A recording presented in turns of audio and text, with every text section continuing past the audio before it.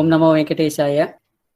Shuklambaradharam Vishnum Shasivarnam Chaturbhujam Prasannavathanam Dhyayet Sarva Vignopashanteye Vyasaya Vishnu Rupaya Vyasa Rupaya Vishnave Namo Vai Brahmanideye Vasishtaya Namo Namaha. Tismarana Matrena Janma Samsara Bandhanat Vimuchate Namastasmi Vishnave Prabha Vishnave Lakshmi Nata Samarambam Nate Amana Madhyamam Asmadacharya Paryantam Vande Guru Paramparam Partaya Pradibodhitam Bhagavata Narayanena Swayam Vyasena Gratitam Purana Munina Madhye Mahabharatam Advaitamritavarshiniim Bhagavatim Ashtadashadhyayinim Ambatvamanusandatami Bhagavad Gite Bhavadveshinim Vasudeva Sutam Devam Kamsachanuramardanam Devaki Paramanandam Krishnam Vande Jagadgurum.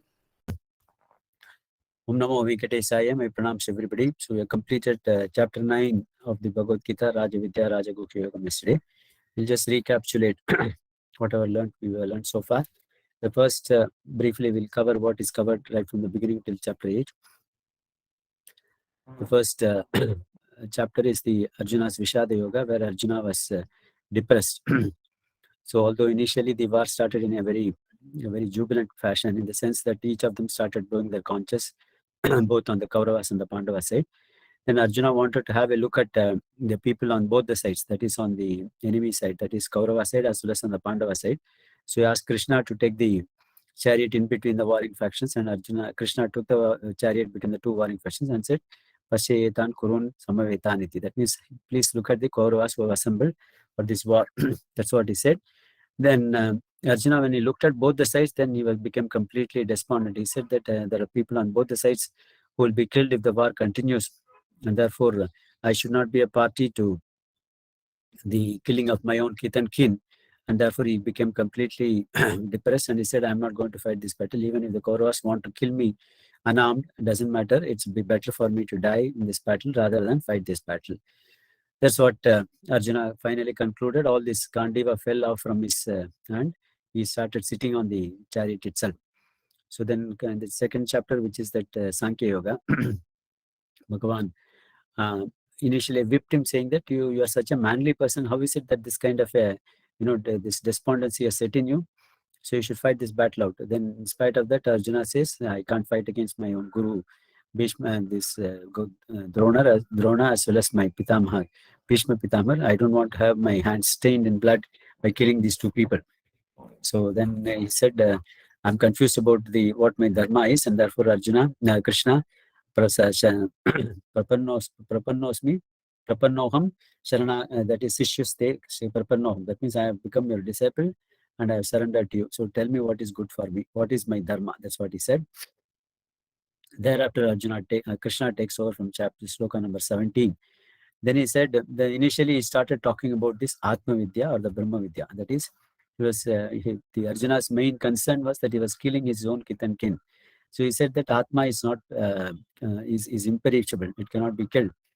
Now, all the people who are assembled over here, as well as yourself, all of you have taken multiple births in the past. There is no time when you were not there. There is no time when you are not going to be there also. So that means Atma is imperishable, and therefore you are not killing the Jivatma. you are not killing them. Body anyway is perishable. If not today, at some point of time, the body is going to go away from this world, and therefore you should fight this battle for the right cause. Not that you can justifying the killing of the people. Yeah, for the right cause. If you have got to fight against the people and kill them, yes, that's what your duty is. So that's what the first portion of the chapter 2, Sankhya Bhagavan talked about this Brahma Vidya. Then he spoke about Karma Yoga. Karma Yoga is, that means he said, don't worry about the results of that. Karmanyeva adhikaraste ma paleshu kadachana ma karma pala heturbo mate sangosta karma. That means your right is your control is only on doing the actions and not on the results. And for that sake, don't do all the actions for the sake of results. Results means selfish desires. Selfish desires. And also because you don't have control over this, let your action be, let your attachment be also not to akarmani. Akarmani means not doing anything at all. Since I am not supposed to, since the results are not under my control, why should I act also? That could be one attitude people take. He said that it cannot be, because the body has been given for the purpose of acting in this world, and therefore you have got to act in this world. So that is what Bhagavan said. So he talked about this Karma Yoga, He said, this even the slightest of, even if you follow the slightest of this, that will give you great benefits in this. So glorifying the Karma Yoga. And finally concluding the chapter 2 with the Sthita Prajna, a person who has ultimately realized what is his, what are his qualities. He will not be disturbed by any of these actions, things and all those things. Finally, he talked about this, the ladder of descent also.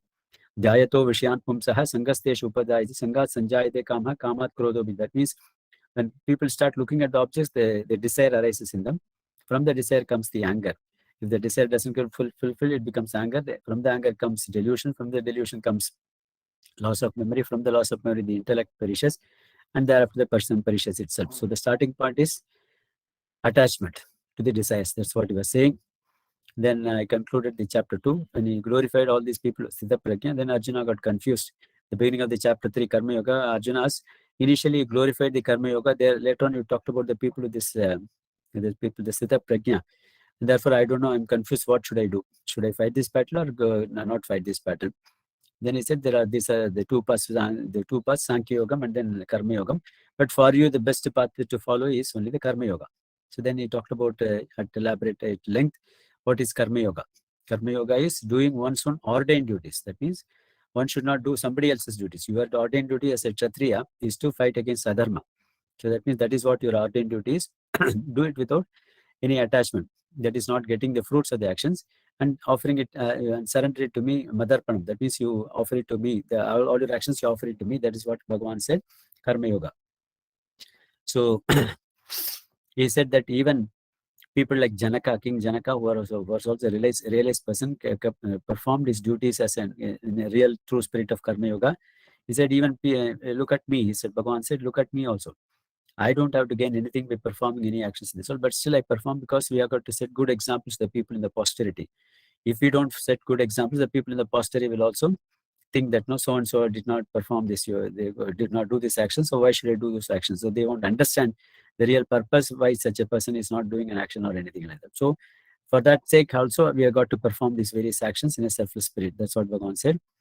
Then he said this, I created this is the cycle of this action. That is, you have got to do various yajnas, the devas get pleased, and they offer you whatever is required by them by giving them the rain and other things at an appropriate time. So those are all the things that Bhagavan said, this Karma Yoga. Finally, Arjuna asked this famous question. The people, I don't think people in this world deliberately want to do any actions which will bring them sins. But then why are they forced to get into this? Bhagavan said, Kama Yesha, Krodha Yesha, Rajoguna Samudva. The cause of all these people falling in this, into this rut is Kama. Kama means the attachment to the objects. And then Krodha, that means the resultant is Kama. Resultant, we saw earlier also, Krodha is only a byproduct of Kama. That is, if the desire doesn't get fulfilled, then it manifests as Krodha, that is anger. These are the two things which arises out of the Rajoguna, and therefore people fall into this one.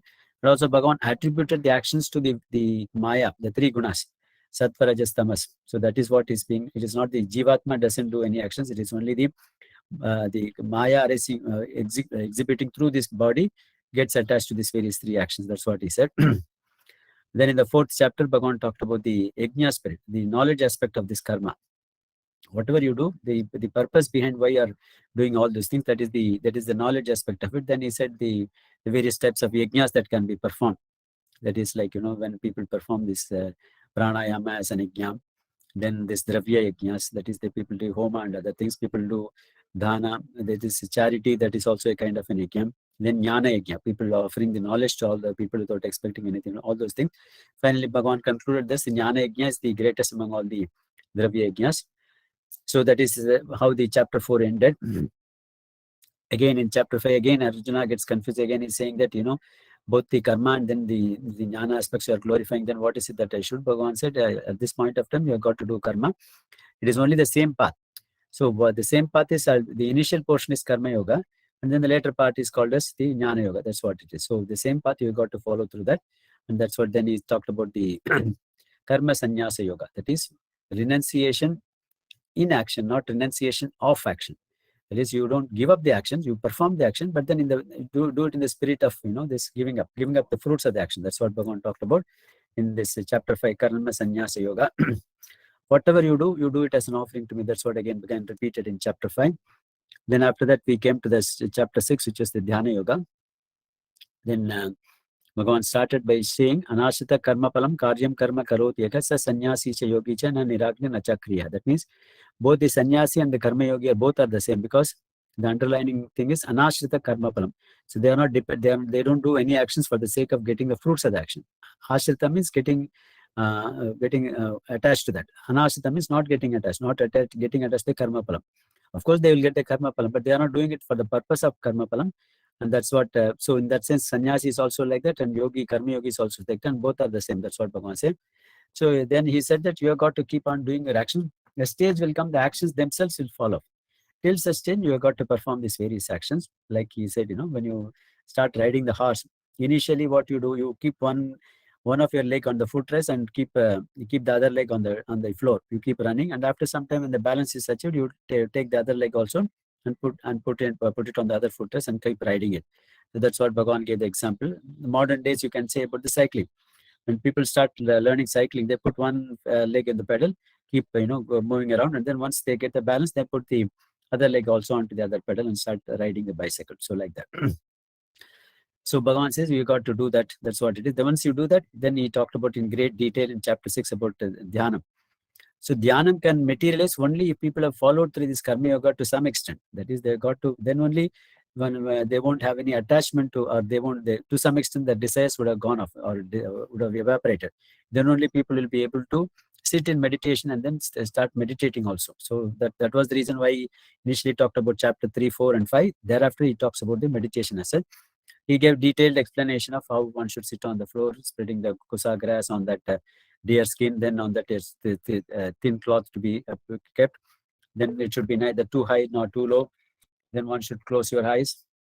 Then for a person who is a glutton or a person who doesn't eat anything, dhyana, we cannot meditate, nor a person who doesn't sleep or a person sleeps excessively. So there must be moderation. Moderation is the effect. Like, when you have this, when you play the stringed instruments, let's say veena, the string in that veena has to be neither too tight. If it is too tight, then you start, this striking at it, then it will break off. If it is too low, also you can't get the music also. So that has been a proper balance, the string of that, this veena. Similarly, Bhagavan says, neither too much of sleeping nor not sleeping at all, nor too much of eating nor eating at all. For those kind of people, they can't meditate at all. So Bhagavan said all this, the moderation is the key in all these things.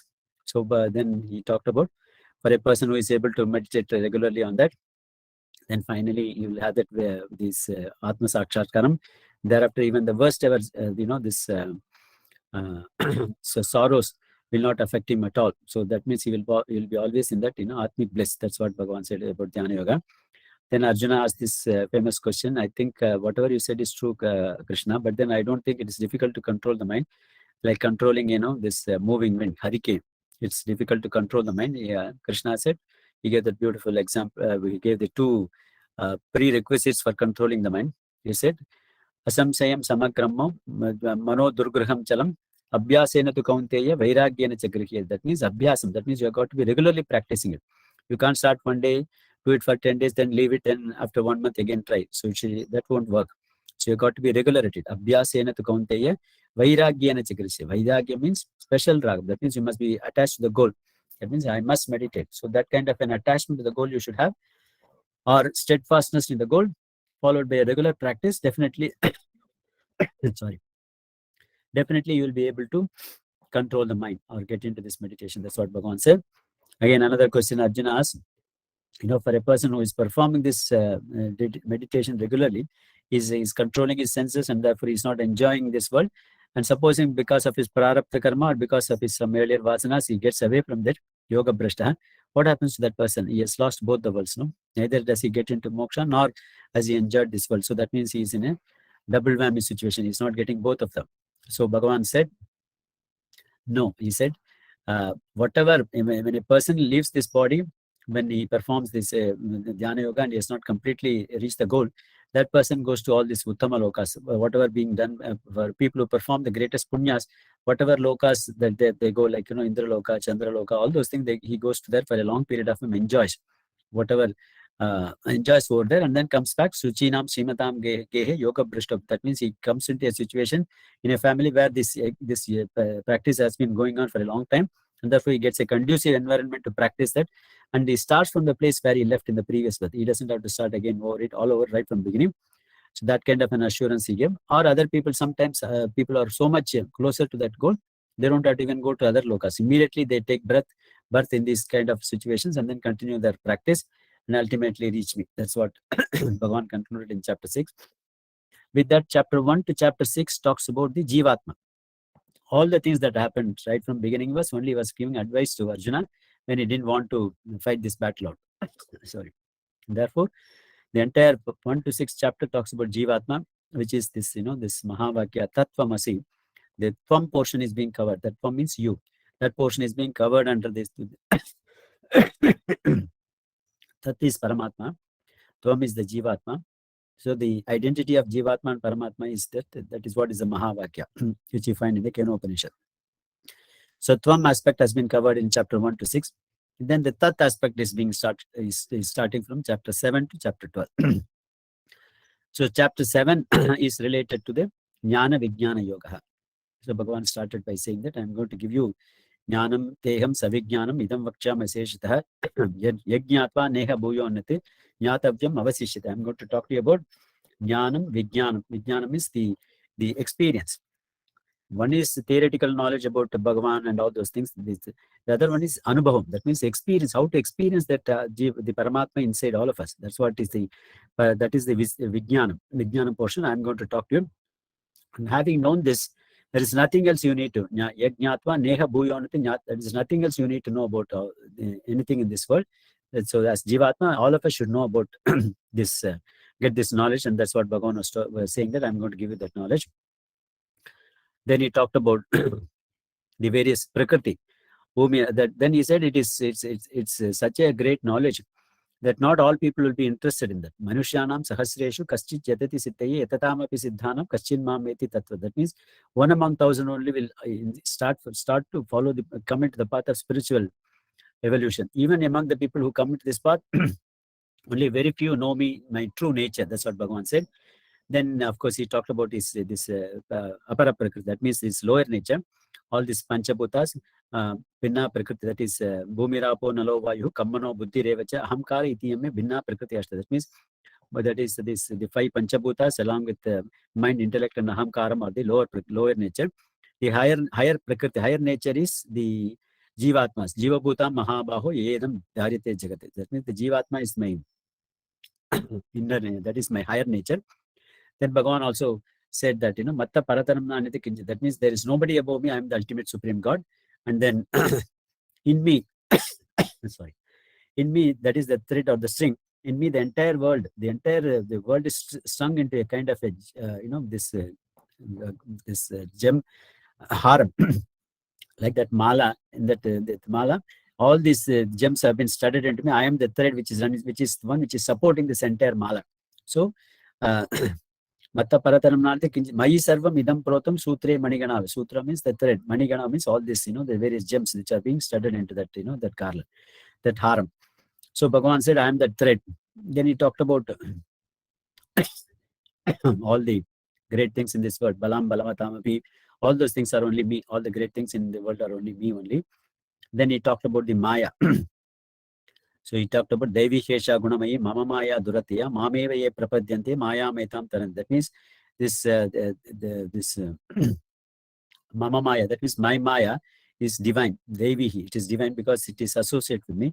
It is made up of the 3 gunas, Sattva, Rajas, Tamas, but it is very, very difficult for any Jivatma to cross over. Duratiya, very difficult to cross over. The only way to cross over that is Mameva Ye Prapadyante. A person who surrenders to me and me alone can cross over this Maya. So otherwise it's very difficult to cross over this Maya. Then he talked about all these people who, because of this Maya, they don't know me, they don't know about my true nature. So then he talked about his greatness and then finally concluded by talking about this Sadibhudam, Sadidevam, Sadhyatmikam. That's what he used, these 3 technical words, and concluded, say, Prayanakala, people who leave this body at the time of the person who leaves this body thinking about me ultimately reaches my goal. That's what he said. Then so the chapter 8, which is the Akshara Brahma Yogam, that is, which is the immutable Brahma Yoga, the Brahman. So Bhagavan, Arjuna asked this, the clarifications for all these various questions. He ended up in chapter 7. He said that, what is Sadi Bhutam, what is Sadi Devam, what is Sadhyatmikam, all those, Bhagavan answers all those things. The Sadi Bhutam is all this, the Panchabhutas are Sadi Bhutam. Sadi Devam is the gods associated with these various sense organs function. And Yagyam, Sadi Yagyam, I am the Yagya Purusha inside each one of the people, reside in each one of them. And also Arjuna asked this question, how to remember you? Prayana Kalepi, he said, no? So that how to remember you at the time of leaving this body. Bhagavan said that, it's the only way to is always think, remember about me. If you start remembering about me at every point of time, then finally at the time of leaving this body also, you will remember me. So that's what Bhagavan said. Then he said, people who leave this body at different points of time, people who leave this, that is, people who are not surrendered to the Bhagavan, but who leave it at different, who leave the body at different points of time. That is this Dakshinayana at night and all those things. They go to this Dhumradi Margam. That is, they go to the path of smoke, go to various lokas, enjoy the benefits, and then come back into this world. People who leave this, people who have leave this at the time of Uttarayana, and all those people who practice the yoga and leave it at this Uttarayana daytime, and then Sukla Paksham, all those things. They people daytime, they go to this through the Archiradi Margam. That is through the path of light, led by Agni, and finally reach Mebun. And for these people, never come back into this world. That's what Bhagavan said in Akshara Brahma Yogam. Then then comes the chapter 9. So I think we'll start the chapter 9 tomorrow, and then conclude with the chapter 9 tomorrow. Then thereafter we'll take up the chapter 10. Then there is an announcement. Tonight we are all leaving for Chidambaram for a physical chanting tomorrow. So I don't think we can have the class tomorrow, and we are coming late tonight, tomorrow evening. So maybe Sunday and Monday we may not have the class. So we'll continue the discussion on Tuesday morning. Sarvam Shri Krishna Arpanamastu. Krishna Krishna Krishna Krishna Krishna.